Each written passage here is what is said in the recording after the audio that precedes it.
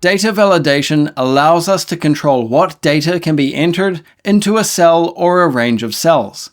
It can be used to control what type of data can be entered, or to create a drop-down list of available options.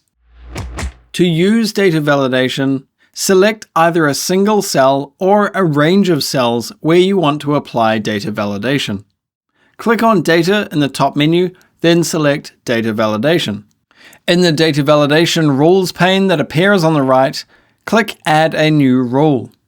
Use Apply to Range to state the cell range the data validation will affect. Criteria selects the format of data to validate. Generally, I use drop-down if I want to specify the items, or drop-down from a list to pull items from a specific range. You can also specify required numeric or text values, custom formulas, and a range of other options.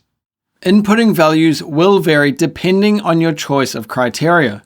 This may change between a list of items, a cell range, a value, or a formula.